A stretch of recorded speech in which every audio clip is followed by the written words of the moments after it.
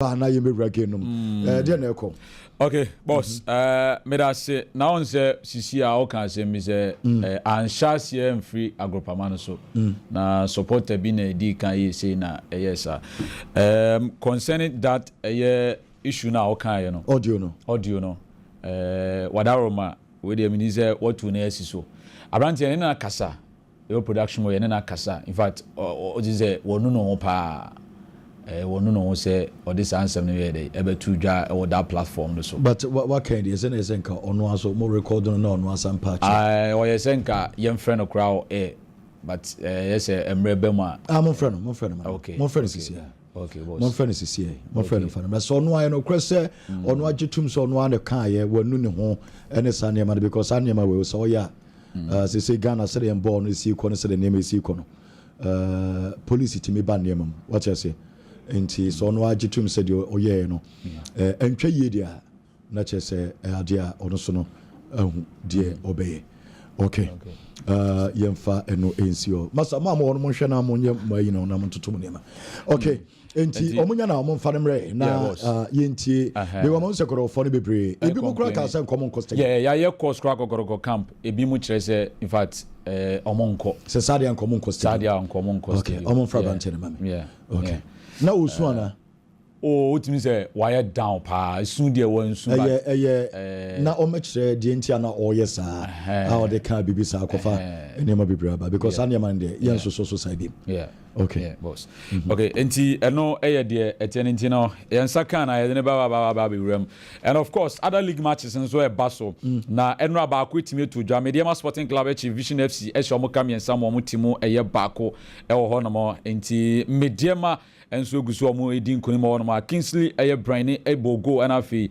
Mamudu Kamal Jean nya go on na afi Abdul Salam enso ba ko so was and the games no be to aso what the Duana Stars but nyame admo china mom o china ana games no to aso Ghana Premier League match day 30 Duana Stars Bob Brekum Chelsea na afi Bechem United abo Legon Cities Baby any Go Stars abo Karela United Heart of Lions abo Samates Nations FC abo Accra Lions and afi Young Apostles abo Holy Stars big game no House of Folk Ethna Accra Sports Stadium now for many Asante Kotoko Bobo Konedi about my Renfi Sir Referee Jacob Aduntra one and a bidi sa game no and so one mo say the audio ni chemo league table na Gold Stars and so di kan with 53 points one of Nations etosumi no 51 Heart of Lions tosumi and sa 50 Asante Kotoko toso 950 Mediama Sporting Club toso no 47 Samates Sinsia 45 House of Folk and so 45 and have Dreams in 43 Kum Chelsea Edu 41 Adriana Stars to do back 38 36 points Koreama Holy Stars one to do me Young Apostles to do me and 34 Vision FC to do 9 33 Accra Lions to do nom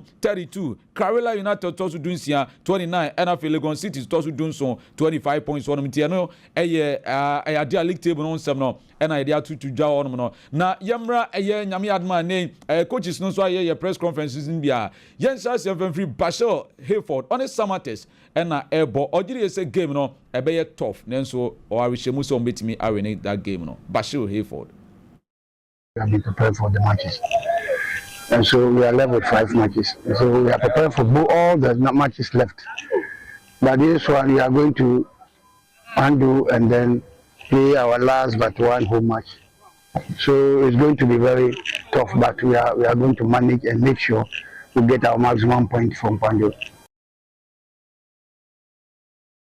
For the na big game na eba so of course e hono bia ehwe yenwura mu ewo Accra House of Folk midfielder Kwesi Asma area tudwa se ene oma much prepared in fact ono angazo much prepared nemo ogiri se their recent results omo ni nye ho de nenso we die be koyi enti. We are looking forward to the game. When you come to the training grounds, you can see we are all ready. We haven't been happy with recent results, but you have to take it game by game. And we have to leave that one behind us. And as we are about to approach the Kotoko game, we are very much enthused, very much excited, and we are well prepared. We want to exhibit what we have in us to our supporters. So we rally for their support and hope that they also motivate us to win the game coming Sunday. Well, of course, Kwesi Asma SR to just say the previous mistakes in the Nemo for now, dear. A game no air course now, be making sure say concentration 100%. And ya dear, in fact, turn it down cry. Yentino, some of these in the previous games, and the coach always speaks to us about settings. As a footballer, you need to concentrate 100% to the final whistle.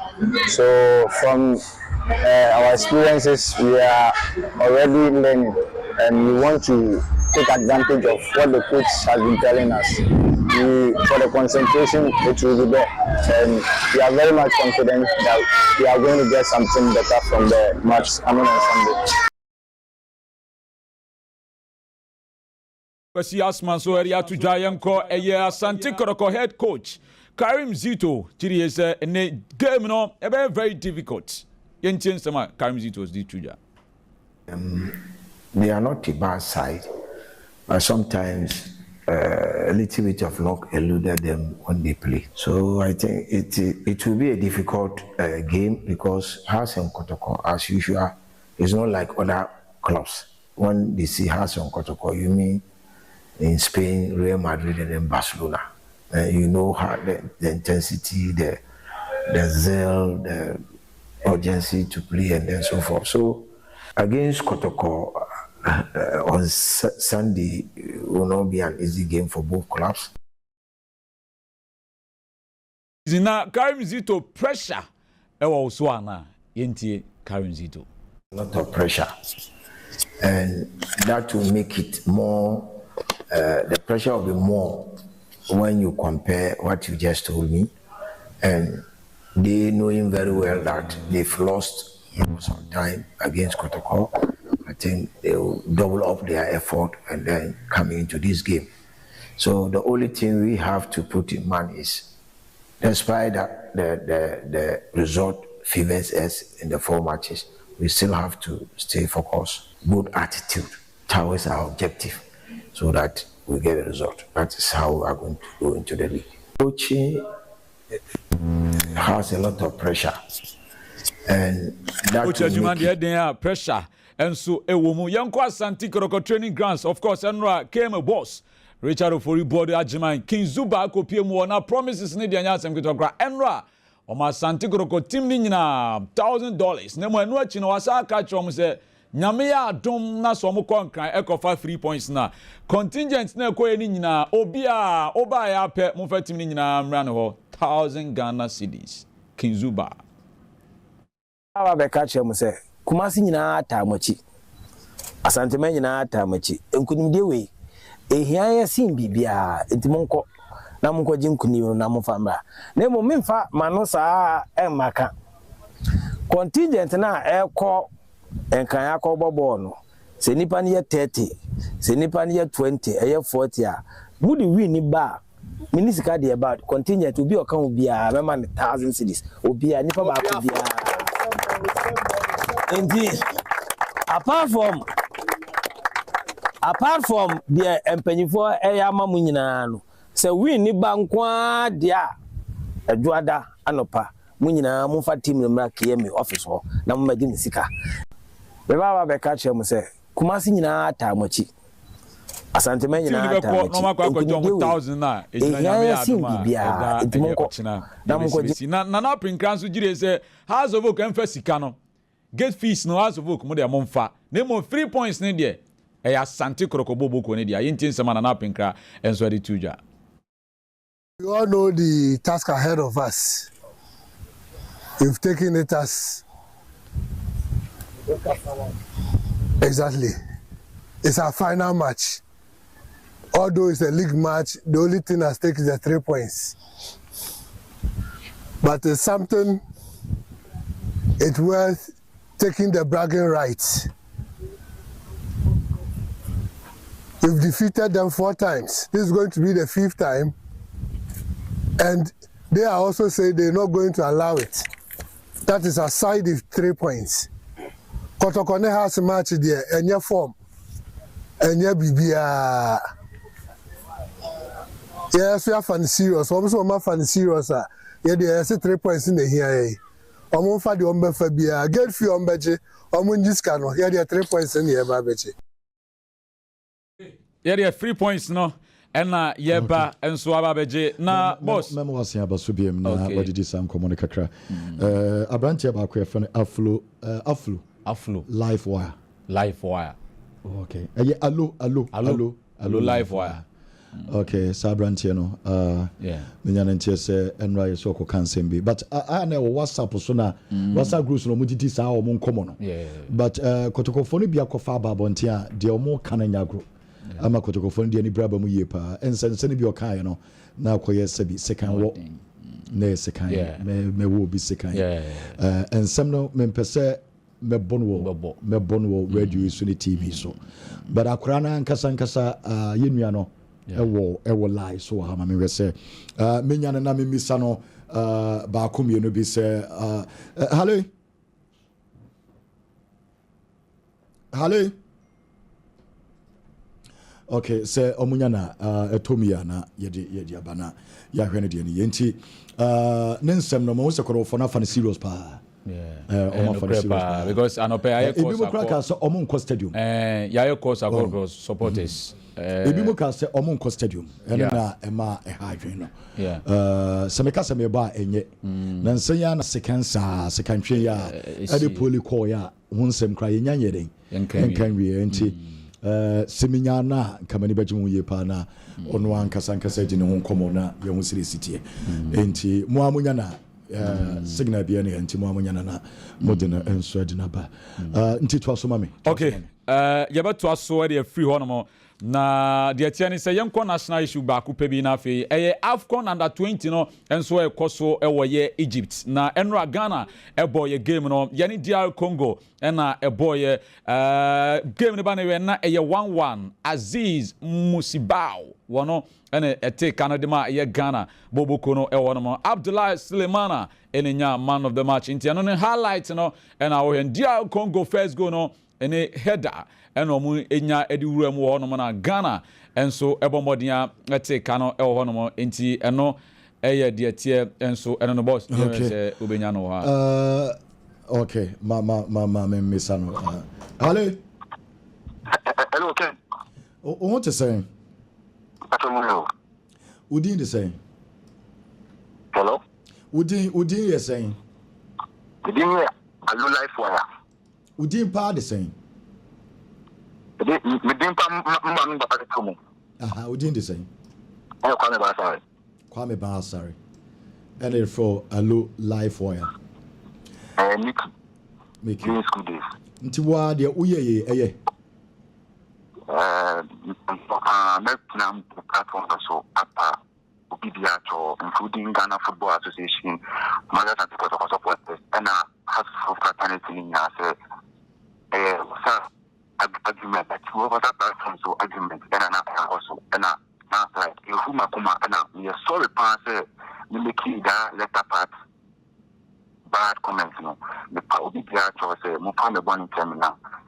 Na minister me bibiana no minister me tiboni biana no minister me bibiana there's Ghana football no as mo do ne on manoma na hu na no mu fu no the mu fu ye no na ma me ka bi ti at me slow bibia se o mo fa me boni tem na in me fa compare na match no blast na bibiana to di ma na Ghana football and then Devina me slow bibia at the two bibia including Ghana Football Association my Kotoko supporters and how to supporters and me go move there my can't be say I'm a bit clear then I pack so slow BPR you go for just and say Ponjato they should just forgive to everyone being on Ghana planet football fan who had this kind of interview that not take it in a good faith but it was not a good comment that I did so they should just forgive me in terms of everything and I hope everything will go on well tomorrow so that Ghana football will be successful.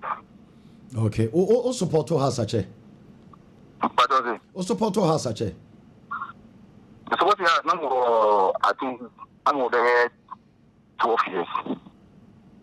Football no abufu ne sane ma na samu wo mobile bia na mo jema chinya se du ba bi na obi je chinya na wani njema na watwe wonko sa asemi a okokaye menim se wa nkasa wo da sora no pai ene has supporters bebre abufu mo wom wo team na nkasa kra supporters boafu ena Kotoko for so boafu enti ayese wa pacho menim de wo ka che Kotoko for fa Kotoko de ne so because omo ena omo boafu unim se bebre kra wate so omo stadium because o say ube will be sick. Yeah, was not you know. In the next 18 years, not like I was very I felt very, very bad of that letter part comment and I'm making them. But unfortunately, the guy comment and two interviews on Pamba, but it's the letter part that excuse me, I said that bad word, you know. I said bad comment. It means so easy out there. Okay. Allo life why? Why? But make sure say sane man de wonfa bi emma wabrabom kra wate ebeboa e make sa comment ni me si make sure say sade no onka bi wabrabom biem fa so bi eno so emma why me da se send the wababo ntia so wababe pa cho yemfa no nsi ho mesra mo na me mpese mebo because me ba na emwa mfa so bi eno so o ka se kantwe ewo eye nyame adomo chena game no say ene be wo bi sekan ewo ho se kantwe de ba ye nche but na eye platform so enti na eye Kotoko any has WhatsApp group a mo jejo platform pa mo ye o mo ne disani o kan uni akoma na watwa so uni akoma na watwa so go Kotoko and has okofa ba ye na no ena Kotoko fo no so di abufu ena mo de ba bonten a chese ho nsem bebre kra so mo stadium yes na mom uti abrante na nyame no kwani wanu ne ho wanu a chese opakotoko fo nyina chaw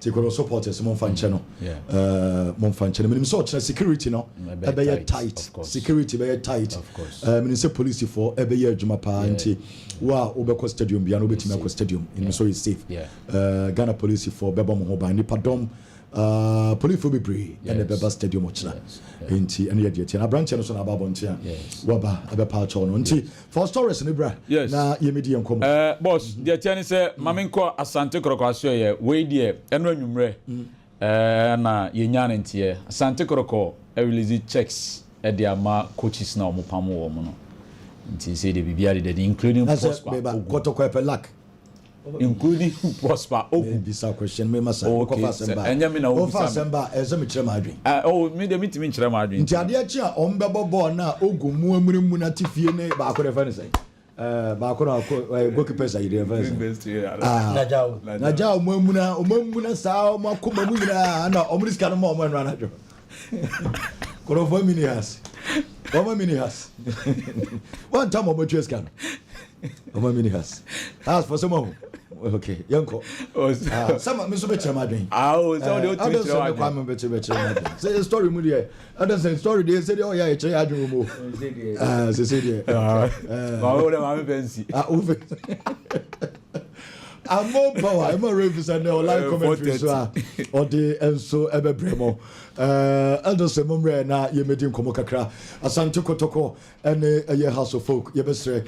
Kodo supporters no minim se bebre enwana mudi ya onesa ne ma no coach akra send me audio ni bi but enye audio a mebo television so na se yenso so akra na nkasa no masem na mo mateno e platform no so nsema no mo keka wo no ene bp na no aba bontia makoro fo no bebre enso ewo abufom echene ye de nti se de Kotoko coaches na mo jomo kwan no ye tu obi aka enti ade se de chen se sana wamuna ti wanim sana o bomba ye bonia bomba ye papa ananya sa asembia ni ho o ma soto nenye bianka mega se o medine Monday o se no embobo o gaza revel so go figo you twitwi isikari na ma you say I've got 90 minje okay kwame good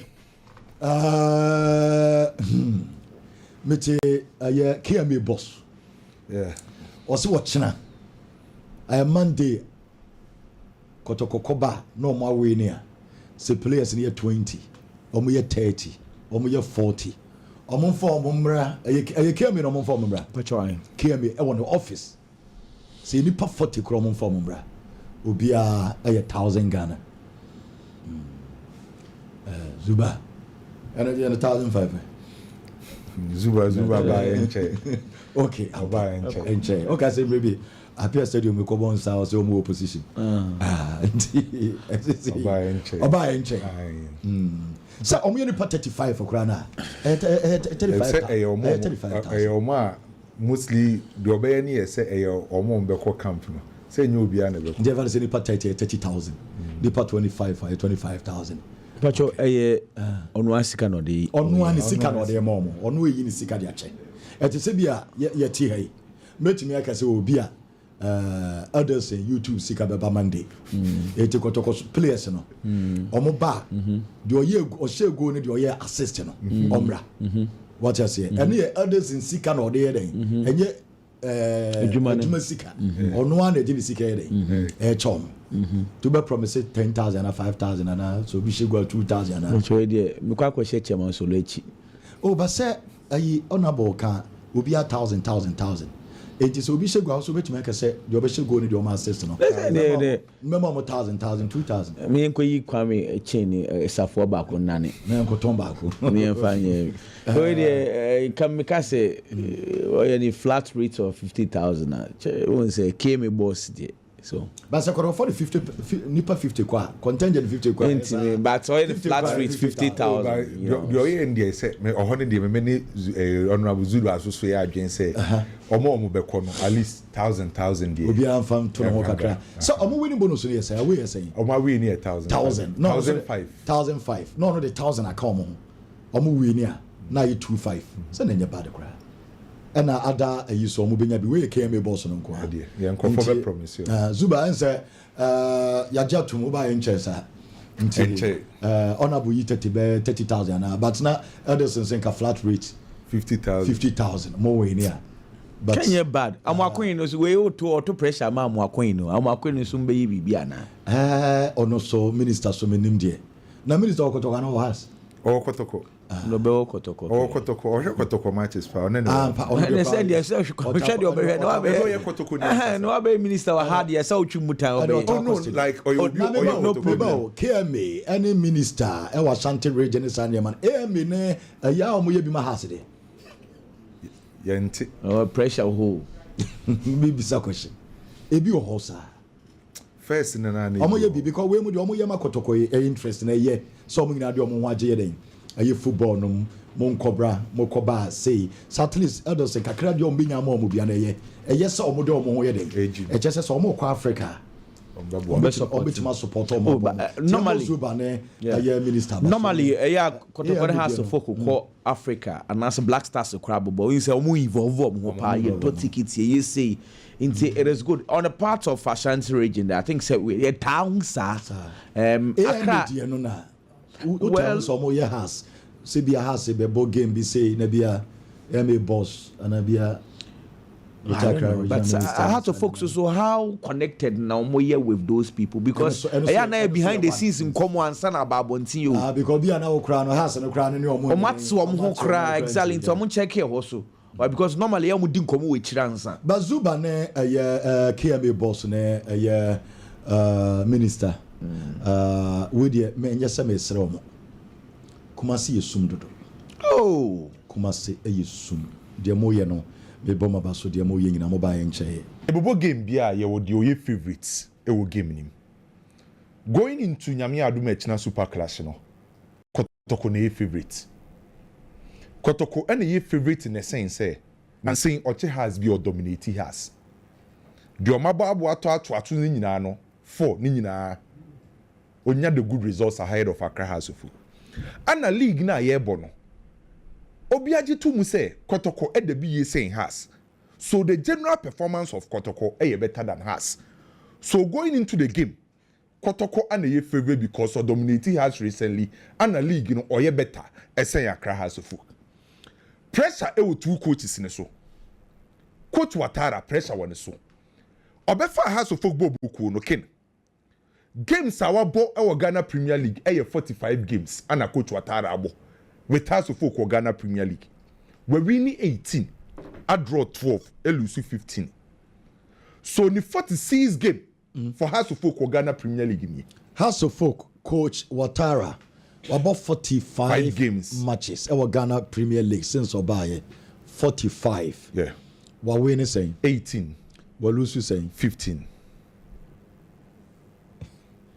wow while winning 18 yeah I lose to 15 yeah that's a full coach Watara and about draw 12 and what draw okay so it means I was a game we win the House of Folk supporters to compensate them league no ntimi so I did the House of Folk supporters anybody this season now they be compensate you no so be win and coach Karim Zito the ofiri ho a wo be share ho no ono osia hasa abro coach Kotoko dominate has enti so we coach Karim Zito na wo be face has na wo kolusu sa game na enkofo the coach Prosperity ogum betwa wompoa se na ogum ho mpokra no has intimi no obefa ya no wama ne o ma asesa so coach Karim Zito so be hia win but kenu nim se coach Karim Zito so wo gidie se has obetima show coach Karim Zito ne last 6 games our coach a wo face has intimi share coach Karim Zito da ono no o te touchline no face has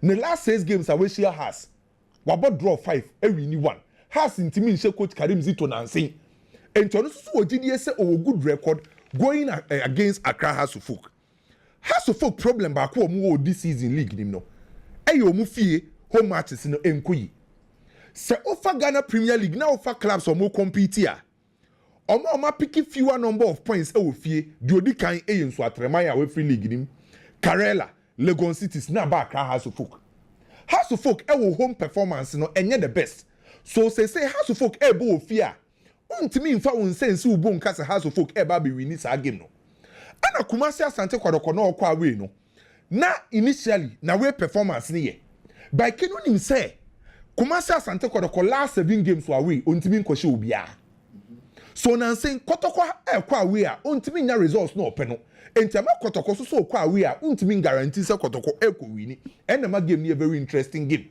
House will feel enye the best recently Kotoko away enye the best na last 7 untimi wini bi match House of Folk team this season ken House of Folk ho odin pa no a defensive stability yen defender House of Folk very good omutimi defend very well omutimi organize omo very well that's the reason why we Nations FC free wa oma concede 15 goals o petima on time concede goals for Ghana Premier League Accra House of Folk mo 17 goals for concede yes House of Folk team ne nye nioma nkoye informa House of Folk by say o the ball to House of Folk atenem no enye easy Oma conceding just 17 goals. So about the defensive aspect of the game, House of Folk very good. Out of 29 games, so I conceding 17. And at the end, House of Folk defensive stability near very good. Yes, every player be ordinary go pamano subiano, contribute, make sure say you incredible now, obey defend very well. So opeki obi to say Samoa Boateng Diegua. Until me my House of Folk goals. But there ba kwa Samoa Boateng, Emma Kutu Atara Pena Sempani say incredible now. House of Folk any money nyina on the press very well. So House of Folk defend their players so mudile ni mono majority of them contribute in terms of the defensive phase. House of Folk midfielders Collinson, Rafa Ponsa, Hussein Alonso. Sa guys no Kofi Asma mu nyina no omo very workaholic industrious energy na ekura mu nti no omo timi run very well. Every opponent tangible so the back line. House of Folk defensive lines no I make sure say this season must save House of Folk several occasions. And the House of Folk back four no so far this season every player be obeying opportunity say you back four for House of Folk obobiano or perform it and they do the more thing now we hear individual brilliance to defender House of Folk a reliable goalkeeper in the shape of Benjamin Asare league na yebono goalkeepers are almost safe percentage in Ewasro no Benjamin Asare ka ho bi league na yabono sense nkwa wa yama House of Folk no o de call percentage wise 73.5 enti se do die mu eden na wo pe Benjamin Asare so be save a otimi save o se sibe individually perform se kunadu yadom apekene form Emmanuel Mankwa apekene form Ransford atimi asaba omo perform so defensively House of Folk very good has ebetime defend a contain Kotoko attack Kwame Poku say Abrante defense abetamu na bebo Wisdom Bass na bebo Peter Akwa has of folk defensive setup no a demonstrate actually say defensively obetima contain Kotoko attack no but mo problem you pe wo mu defense o mu defend ya baako o mu lose concentration and individual errors me use o mo ne Kotoko mpo as a case study sure o mo ne Kotoko last 2 games Keno Kadia Mukwala share 2 goals no Mukwala first goal about the 9th minute it was a mistake from House of Folk na Mukwala share Yebe Pongo no 90+6 another error ana Mukwala sa share this season Albertamu and say they only go against Accra House of Folk 90+5 minutes and Albertamu they say it was a mistake so House of Folk Nankasan defensively omo very good by the omo betima concede no say omo lose concentration and individual errors say omo timi avoid this ade ne nyame adoma Sunday a omo betima continue Kotoko attack on the baba because the defensive aspect of House of Folk no was soro better than Kotoko a defensive aspect of the game so what check Kotoko midfield when I was say now ken Kotoko midfield no omo experience play was high experience no in team and Baba Yahaya in this game se Kotoko betima winning the midfield battle me expect Coach Karim Zito say Obama Baba Yahaya free roll se Baba Yahaya enya free roll na obefesi House of Folk bia na enam se ball ni kura na onso so yesa ball to fit player na nanu ne ne de edin so obeje ball ni dey free nsem or your low center of gravity or form by edin so obeje ball free nsem no obe winning a lot of fouls around the dangerous position of Accra House of Folk so yema Baba Yahaya free roll mostly se Coach Prosper Ogun ebo against Asa Oma Baba Yahaya that free roll entema Baba etimi bobo no open no but me check Coach Karim Zito first game against Aduana Stars adia me hu ni say Oma Baba Yahaya eba deep no man ne buy no on the bell link the deep and the forward line area by playing against Accra House of Folk me expect so Obama boy Baba Yahaya free roll Obama Kotoko nya fouls bebre e wo danger zone ho by problem Kotoko midfield ni so facing here kid after 60 minutes Kotoko midfielders no energy level ne drop it almost as say lose balls no e ho na be ma House of Folk so midfield na bem because House of Folk midfielders no me very young guys Hussein Eswa energy no wo ho Collinson Eswa energy no wo ho Asma sa players ni na Rafa Ponsa and na aggression no wo soro so se Kotoko midfield after 60 minutes air drop here House of Folk betima pick sa energy no e dey dominating e win balls ni bebre wo mfimfin wo House of Folk attack ni dey ken enu na make catch Kwaku ni bigi ken has attack ni impress me 6 forwards ame bebo mu din Asamoah Boateng Mauli Wayo Hamza Isa Kwabena Boateng Stephen Apia Shankiki Abdulaziz these are 6 solid forward line players of Accra House of Folk ken nipa says no cabo man himself league no match 12 players 6 are very good individually or House of Folk anymore no okay mu goals for match this season boma o match 12 there was a kese pie 5 Mauli Wayo enti House of Folk attack no enye sharp enti se House of Folk ibesi akan ya say minisa agidie no 6 strikers o match 12 6 strikers yes 6 forwards ni na 12 goals forwards 6 yes o match 12 Asamoah Boateng Tobia ashe 2 Asamoah Boateng kradi onse bi Mauli Wayo ashe 4 Hamza Isa ashe 4 Kwabena Boateng striker ashe 2 Stephen Apia Shankiki ashe 1 ana Abdulaziz striker tintin kakraka no onsusu nche go the entire House of Folk set up in the match 25 goals for Ghana Premier League and to go she ho edin edema House of Folk Kotoko defensive setup no the center pair na strong good news for Kotoko ye say Joseph Ablo back so you betima ba be hu the Ablo and a Sambo no partnership by Kotoko problem o mu face no the full back area say Patrick Esiedu performance no drop kakra Kotoko goals o mu consider ni anse ni nyina efa sa side o omo ni Accra Lions goals o mu consider nyina afa ho because in recovery rate na drop it and Kotoko one big problem with the right back omo last game omo ni Aduana Stars boy no omo bobo na no na Michael Sefa na ebo 2 and Aduana for use ho second half ana Karim Zito eyi ni film no dey Justice Blay by week we ye nhwehwemu wo Kotoko me se me hu sa Justice Blay ebo 2 nyambo ekine nyam nwawa obo 2 yes enyem nwawa Justice Blay yes enyem nwawa se me hu enyem nwawa because as it stands now Coach Karim Zito players omo available omo right back no omo impress ye and obi a watch Kotoko after sell Odamu a efrimu kote epraye no obi a wabo right back being impressed Kotoko ken a game back wa medema no si no sanka has of folk e was sharp wingers and combat exploit Kotoko fullback so by has any sharp wingers and about affect has so me compare two teams me be free me be free na me analyze your man the possible outcome a dry anyone yes maybe 1-1-0-0 1-1-0-0 the possible outcome okay Edwardson Kwame it want to draw a possible outcome but that's it the thing say league games on my ball one kind 58 games had to folk almost 17 wins Kotoko almost 18 wins and a 23-year draw Wakra 17 wins for Hatterfolk, 18 for Kotoko. Snatcher say Hatterfolk sha Kotoko nkomo wotedi sa cry home no. Oma komano atum for Sadian. Our league games. Now call 18. Inti, there's a lot to fight for. But you see, Kwame Kasa, he made mention of Asante Kotoko problems. No cre. Kotoko under Ogum. Their strength was their right and left fullback. And that has been Ogum. Nitimuno. Right ne ba ene left no o eho hia ne yipa. Inti enka ne Christopher Nete. Ene Imoro. No omo bopa. Unso eda omo aso no. Ogum team na so. Na anu yo bayi. Or the Lord Amwa and Patrick Asedu eye. That is Kotoko strengths. So Kotoko strengths, say we are discussing say the same strengths and a weakness. Then I have a good point to say Hatterfolk should capitalize on that. Win so. Lord Amwa, he's injured. Kotoko any profile no to be team anymore.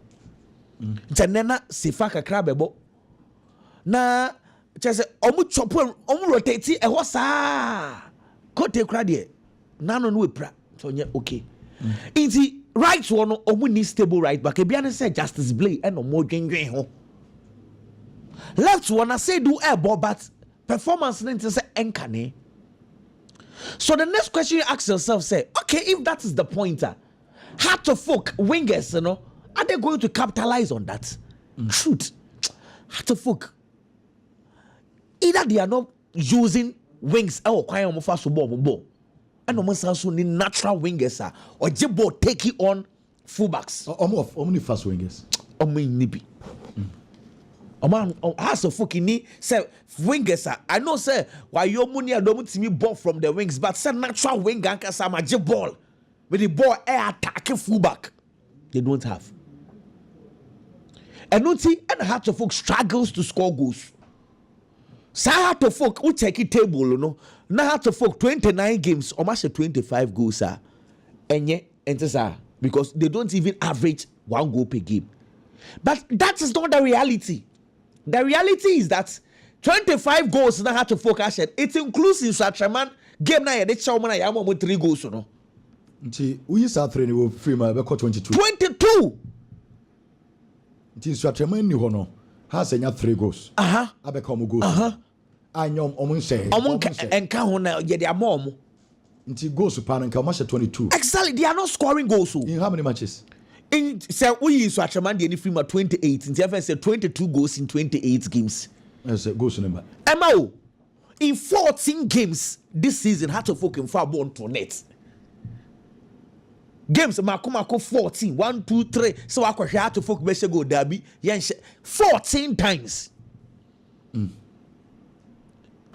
Bad.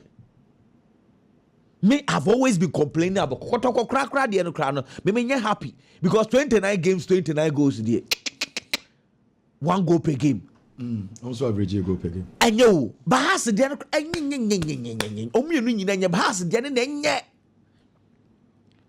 it is Hatterfolk Beshegola. They need to find a way. The last time Hatterfolk Eshe Kotoko, that is over 2 years ago.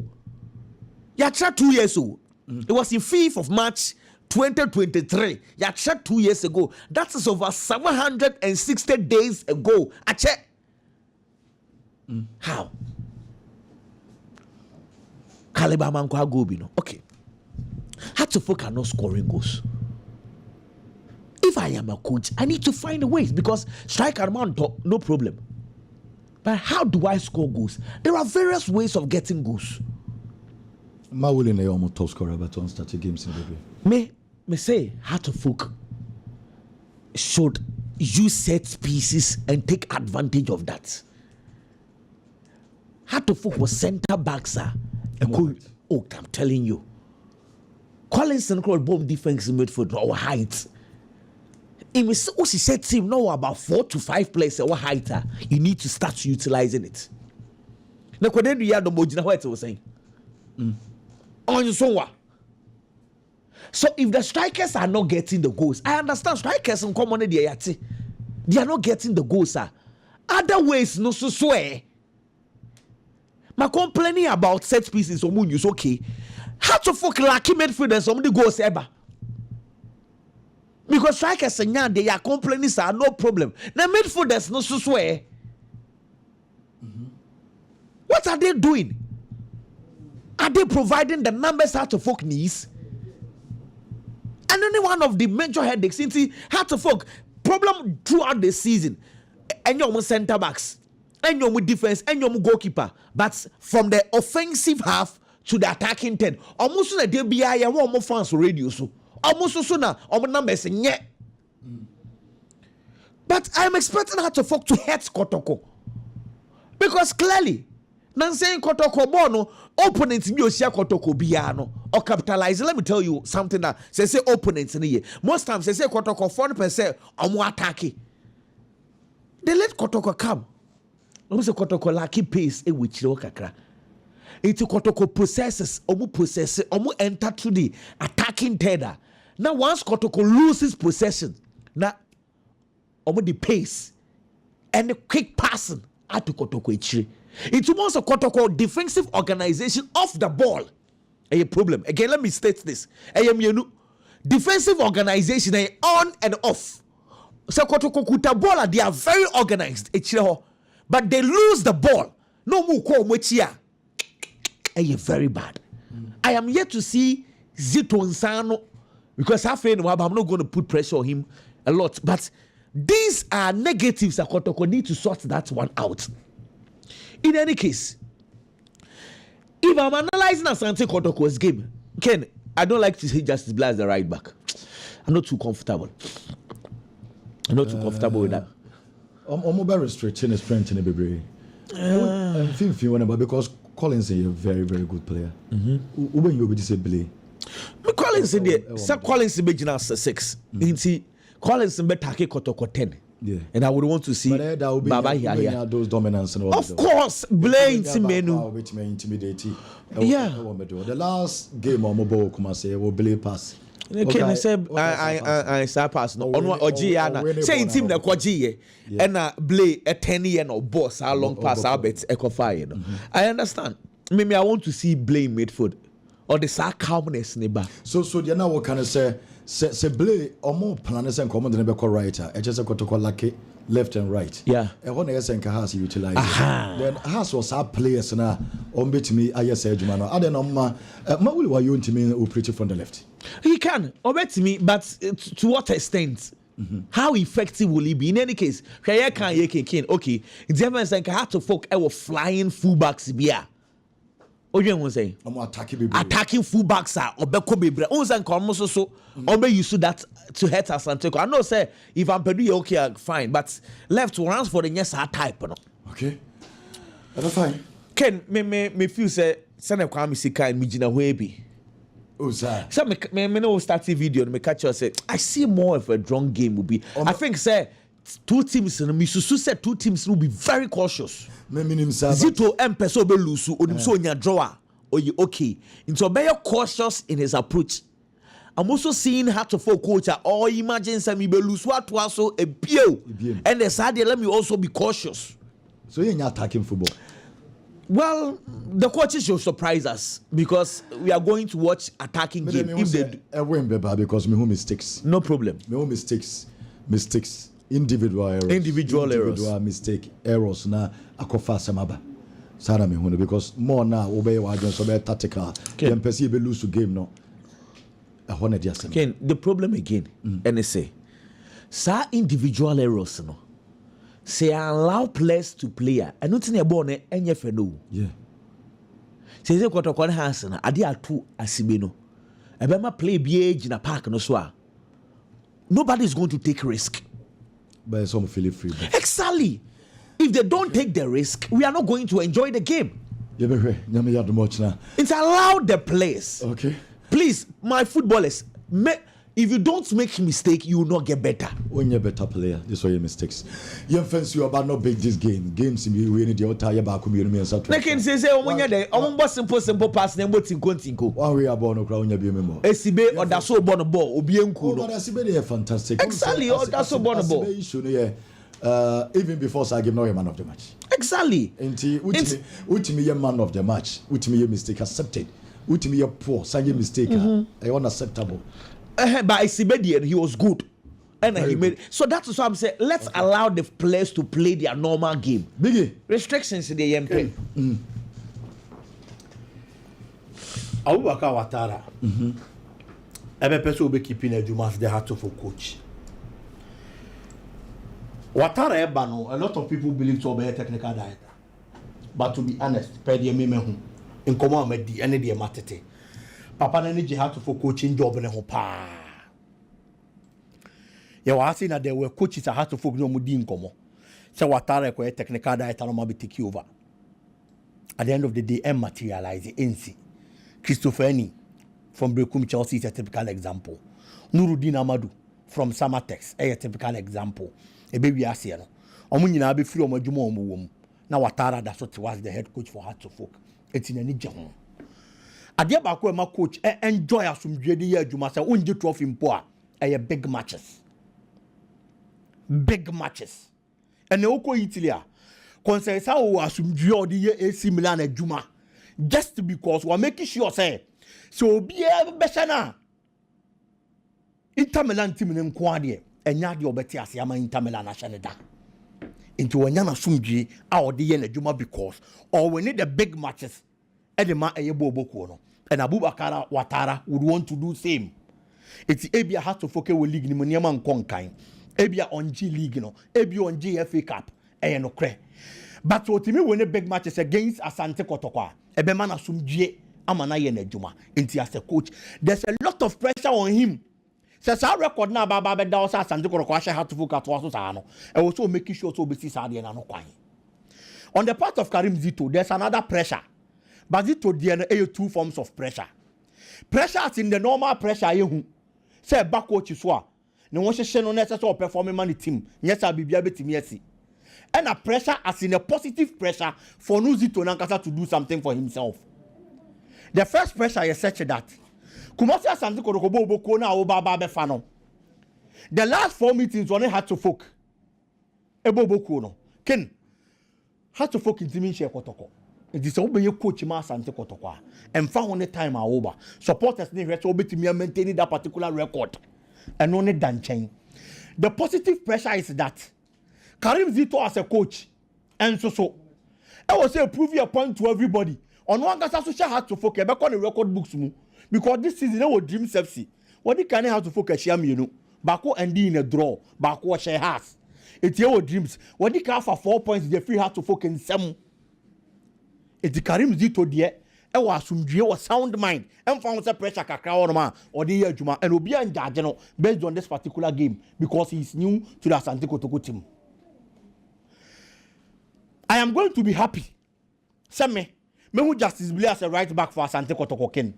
It is in the sense that Lord Amoa and a right back ma Asante Kotoko. Since a Lord Amoa prior no. Yenya right back was Asante Kotoko. What me a boss opposition no abon ye e de amakumasi Asante Kotoko boboko no. E wo abo se Michael Stefa be baba be fam no obebo kaka. Adrian Ajete be baba be ne namu. Ono kra ne performance ne de enye. Emfa ma Asante Kotoko boboko no. But ye who Justice Blade this season consistently at the start of the season. Our board the right back position, it is the right back of Bomas and the Kotoko new on more. Not just his blue over to me about make shift. No the stability and the solidity about our position now. Me for us to say coach is just baby about the right back position. And again, baby our supporters no problem and they say Justice Blue fin one more. Ebi not to crab about but can say what I am she na. Ebi not this season won't have somewhat in do. Tinedu prove say anytime he gets the opportunity for Asante Kotoko or Bobon ye. And they like his overstarting. Yes. Yeah. Because Justice Blake called right backer. He's the perfect man who thinking. Tinedu. Yeah. And we bring Tinedu in the sense that as someone making it is not in disrespect to Justice Blake. But this season, Justice Blake actually said there is fatigue in his system. A breath. It was a mobile ball do anymore. Now Kwameka from the 60th minute. Now got to commit for the snatch and see a break. Now opponent not taking over. It will not Tinedu. Oh, you're relatively younger than Justice Blake. Or you're energetic. Ubeyan won't feel because how to folk midfield no. Because he asked Manomni who say no. Omo Yambranti Omo who are dang. Theophilus Collinson is a young player, very energetic. Of lower division nearby, but on your opportunity we have to folk Bobo Kodimo. What chess on him Bobo. It will make a name for himself. I open a defensive midfielder somebody more or then the back. It is such a young and energetic midfielder. Even you'll be to set in a door in the Benjamin film for normal battle and wrestle for balls won't film. And it is going to be good for Kotoko. Had to focus on the other hand, the secret weapon is going to be their goalkeeper. Benjamin Asai, I have that kind of trust. Of course. Has defenders solid. Has were very good defenders, yes, no doubt about it. Solid. But Asante Kotoko also has very good and experienced strikers. Say Albertamwa A face you. Kwame Poku face you are. And also who a problem. The experience of Kwame Poku and the performance of Albertamwa this season, no. Defense setup be will be our problem. And I bet in share the only goal no come and say. The last time Omushia was yeah. Until at least what prove say only had to folk meetings no. Obetini aye bibi wom. Into the trump card for had to folk. I was say goalkeeper Benjamin Asai. Initial Mranti and Tenase say biemu baba bisi. I prefer Emmanuel Amankwa the right back position for Heart to Folk. Why you consistent this season? Ampadu, no doubt about it. But the consistency Emmanuel Amankwa actually this season, any number of matches awabo, he's played around 19 league matches. Nama Heart to Folk. And anytime you open your opportunity in Ibiano, a branch any chess was our quality no. I'll bet me a ball and the Heart to Folk bobo no. Heart to Folk wingers and the forward line players is where I have a problem. And about 6 forwards, I share 12 goals. Yes. I'm more average. Kotoko 2 forwards, I share 15. Kotoko 2, I share 15. Kwame Pokunia better more. Has 6, I share 12. I share 12. A hormone na memo problem. How to folk attackers in share goals. Wingers in the aba beka umpo and kwani mu bebre. Mauli wa yo 5 goals. E will league ni mu. He's not a number 9. Number 9 is the kwampo the goals in Bahamza or 4. Asamoah Fiye Boateng was 0. It will league him. Asamoah de nehu. Share 1 goal cry. Not even 1. FA Cup no washe back. League on share go. But starting Democracy Cup on Ukraine share has go. Yes. Brilliant goal. And all they announced in the presence. Yeah, boss in 29 matches. Aye. On share go. And all Baba Bishia Kumasi Asante Kotoko. One of the strongest departments of the team almost central defense. And again Samba. Samba Abula fit. Abulaba. Oh no so aba. This time around. So how to focus wingers on your pace here. Problem ba kwa Kotoko say here the left back position. Patrick Esiedu. Performance and the was through. But the recovery rate are questionable. Ni now boils down to the fact that Karim Zito Babekan say players and energy levels were form. Okay. And this all kwa. So about recover na a problem. But how to focus in this wingers now more that capability. So we see that you are more hard no. Measure said what Tara base Abo Hamza. Because Abolone Samba. The last time so hui. Amfa. Omo ye no. The Biane chief go post no.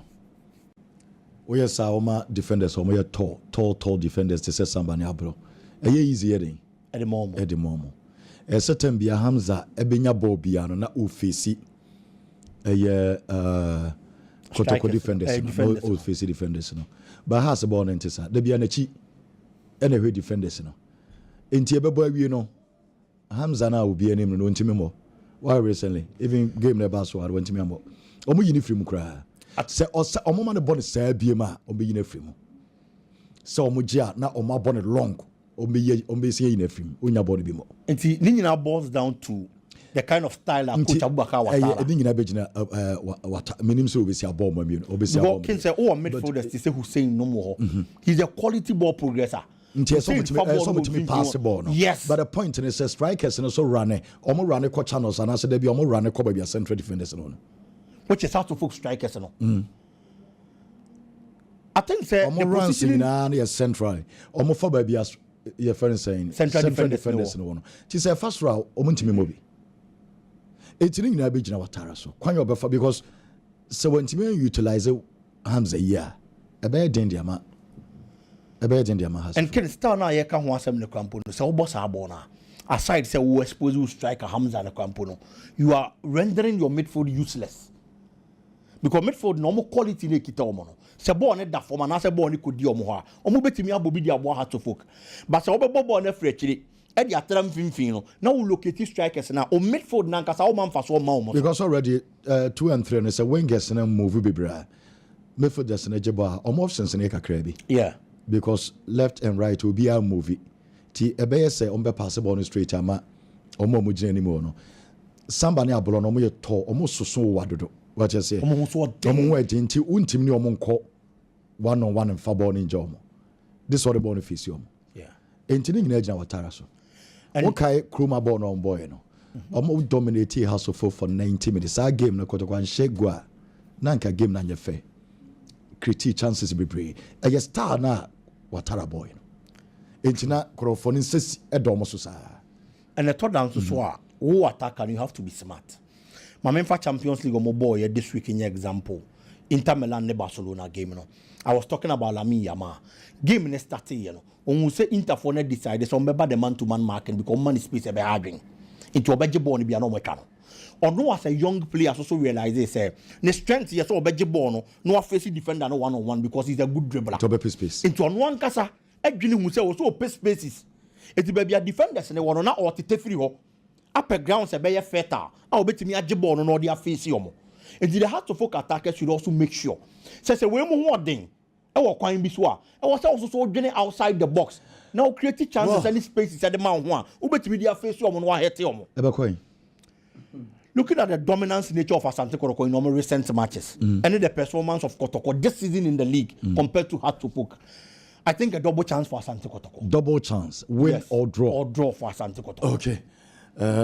Players no more has in their matches yes on beshe. Okay.